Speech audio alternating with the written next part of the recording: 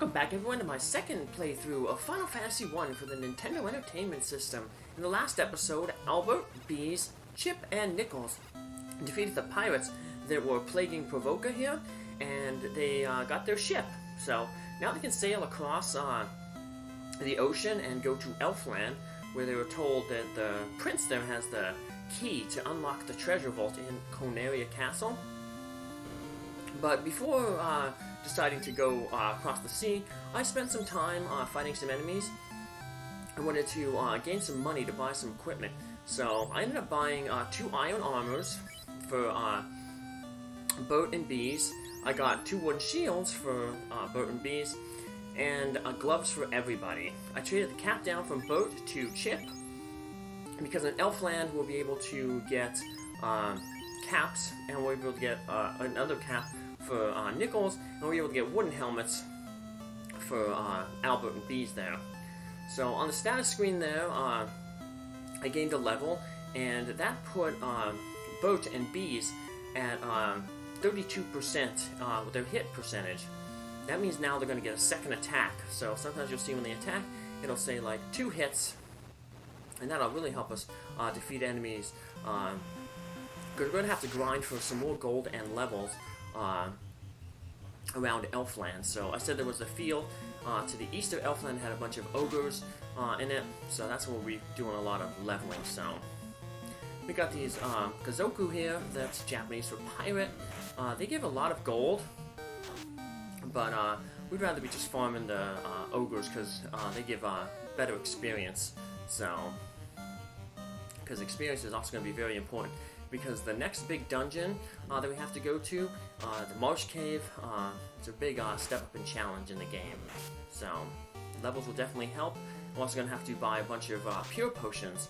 Pure removes the poison effect, and a lot of the enemies in the Marsh Cave have deal poison damage when they hit you, so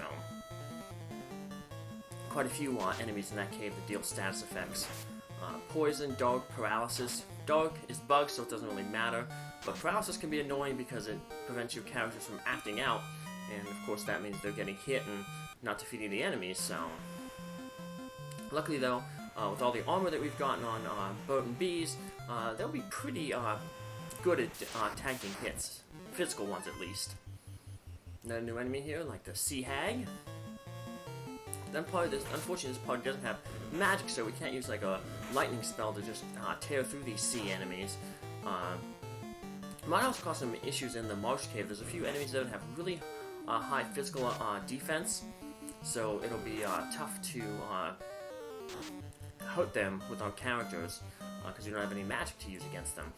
So that's when you gotta hope for a critical hit, because when you have a critical hit, it doesn't take into account the enemy's defense stat. And that works the same for when the enemy hits you, too, so. But we've got another 2-hit there. So I'm going to Elfland first. You could go to the west a little further, and there's a dwarf cave there, but we don't really get told about the dwarf cave until after we visit Elfland. So in my first playthrough, I went to the dwarf cave because there's some decent gold you can get there. You can get about 1,000 gold and some empty chests there. But I'm not hurting for gold as much with this party. We will be though once we see what is available in Elfland. So we have Elfland there to the south and the castle as well. Over to the east here is the field where we fight a bunch of ogres and creeps. Common enemy over there, so it's a good place to gain experience and gold. The Nintendo Power strategy guide for this game actually recommends fighting over there, fighting this formation. Ogres and creeps.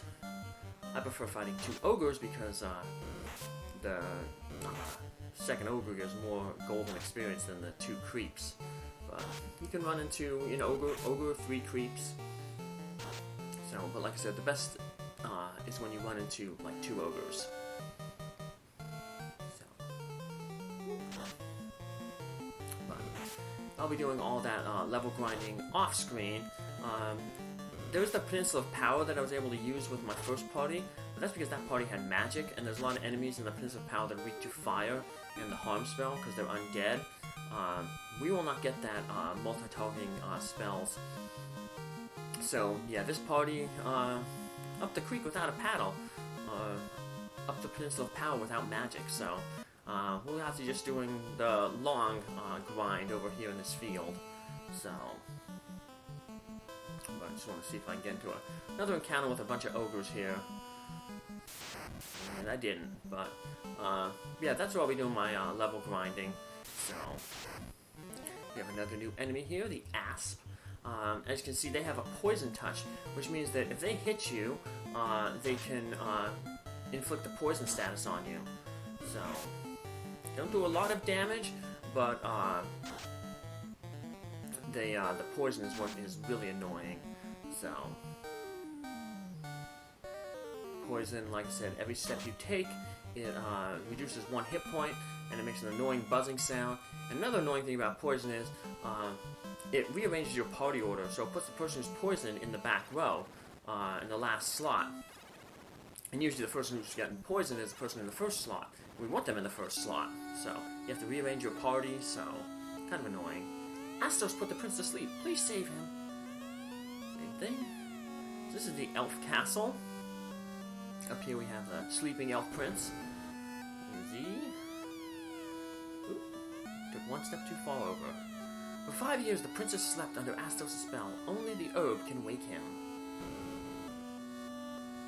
Who has the herb? Well, we'll get some more information about that. The Cave of Dwarf is at the West Sea at the end of the Aldi Sea. Another guy on the outside. We're going to have to go out of the castle to talk with him. Let's talk with this guy here. Without warning, Astos attacked our castle. Our prince was laid under a curse, and our treasury ransacked. So, no more good items for us. There are some items in here, but they're locked behind the Mystic Key door, so once you get the Mystic Key, you get a whole bunch of treasure. So, but this treasure is locked by Mystic Key. There's another Mystic Key place we gotta put in our notes. This treasure room is locked with the Mystic Key. So we have 2 in Corneria Castle, 2 in the Temple of Fiends, and now we have 1 in Elfland Castle. Save our prince. This is the weapon shop. This is we're going to want to buy 2 silver swords for Bert and Beez. So the saber is a little bit better in terms of attack than the scimitar that the thieves are using, Chip and Nichols, but it has 5 less hit percentage for 3 more attack power. So it's only really good in 5 more levels. Chip and Nichols will gain their second attack, but we'd have to wait another 3 levels. So after 8 levels, then you can upgrade their scimitars for the saber, because the +6 attack, or +6 they get to their hit percentage, will offset the 5 hit percentage you lose from jumping from the scimitar to the saber. But by that levels, we should probably have better swords. There's some good swords locked behind the Mystic Key doors. Our prince was to become king of Elfland. Alright. So, go talk to some of the elves. I'll show off some magic here. Long ago, I wandered to the northwest. I found an ancient castle that was so spooky I left immediately. Astos was disguised, and Lok's in seclusion. He's the one who put the prince to sleep. The prince must wake soon, or the power of the dark elf will dominate. So this is going to be like the last place where we're able to buy magic once we get class changed. Knights can learn up to level 3 white magic. Ninjas can learn up to level 4 black magic, so we want to learn the fast and the Ice 2 spell with the ninjas. And then in terms of level 3, we want to get the Fire 2 and Lit 2. But yeah, all these things we won't be able to get with the Knight, unfortunately. As that guy mentioned, its weapons and armor of silver are very powerful. Normally you wouldn't get silver stuff until most silver stuff is sold 2 towns later. So the fact that we're able to get a silver sword here is really nice. I guess that's the game being nice to us because they know a new, really tough dungeon is coming up. So we're going to get 2 iron shields here for Bert and Beez. we'll get a cap for Nichols, and then we'll get 2 wooden helmets for Bert and Beez. We can also buy some copper bracelets for the thieves. It has basically the same defensive power as the wooden armor, but the wooden armor is heavier, so it gives some evasion penalty. So we'll have the same defense, but we'll also have better evasion with our thieves. So that's what we'll end up doing. We're just gonna buy the armor real quick here. So the the bracelet isn't as important to buy right away. We'll buy that when we have some extra cash. But the main thing we want to do is get those 2 silver swords for Bert and Beez. So they have really good attack power, and they have really good hit percentage too. So 23 attack power, 15 hit percentage. So still gotta buy a wooden helmet there. So that'll pretty much deck out our fighters for quite a long time. So, but put that wooden helmet on. The princess wakes soon, and the dark elf will dominate. Okay. So now we're going to leave Elfland here. We're going to head to that dwarf cave that we were told about, to the west of the Aldi Sea. We'll have to change things up here a little bit.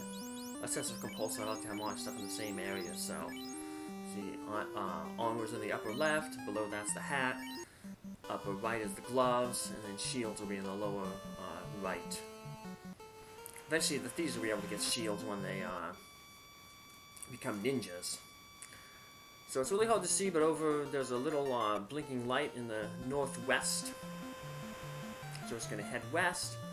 And unfortunately, we can't get into the outer sea. This is called the inner sea, because the outer sea is blocked by land. We're gonna have to do a little side quest to get into the outer sea.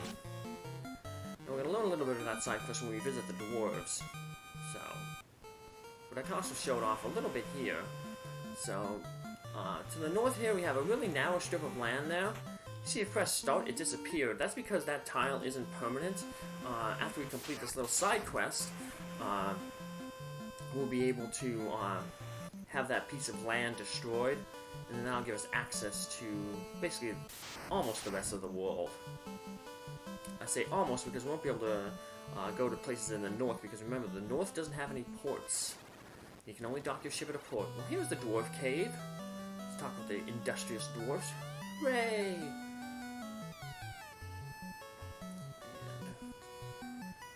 Did you meet Smith, our blacksmith? With the crystal, even the blind can see. Astos stole it from Matoya. Ooh, that Astos, he seems like a bad dude. And here is Smith. For the Light Wars, I will make a truly legendary sword. However, my supply of adamant is gone. And if you get him adamant, he will make you the Excalibur sword, second best sword in the game. The earth is rising slowly from the west. Somebody came from a town to the west, Melmond. That sound, Nerik is digging a canal. So Nerik is down here, kind of off by his lonesome. He's the one who we're going to have to help build the canal. Everybody needs our help in this game. A rock blocks construction of my canal. If only I had TNT. Well, we know there's some TNT in the Corneria Castle treasury. So, once again, we're going to have to wait until we get the Mystic Key to get that TNT, and also whatever's behind that door there. So let's put another locked key door that we have to come back to.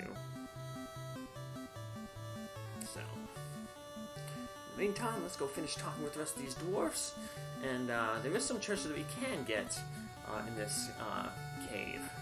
Come on, stay still, dwarf. The bracelet can protect you like armor. And those are usually good for wizards who can't use a heavier armor. That sound Nerik is digging a canal. We're looking for the floater. I bet with it I could float anything. This game takes a lot of inspiration from the original Dungeons and Dragons. Hooray! So in that game, you know, your wizards couldn't use like heavy armor, metal armor, because metal gave like penalties to spellcasting. where the crystal even the blind can see. Astro stole it from Matoya. We can get a little bit of gold here. Like I said, a little over 1,000. So that'll help us buy our first silver sword. This area is just basically find the same type of enemies you find on the east of Elfland. Run into some ogres and some creeps and stuff like that. But nothing really new. So we're gonna head back down to Elfland. Make our save there. In there is pretty expensive. 100 gold. One way you can save money is you can just like go save your game at Corneria, because the inn is the cheapest there. It's only 30 gold. And then just come back down here when you need to do your level and gold grinding. But I'm going to just stay in the area, so I'm going to save here at the inn, and then get those silver swords, and I'll meet you back here in the next episode. Take care, have a good day, thanks for following along. Bye!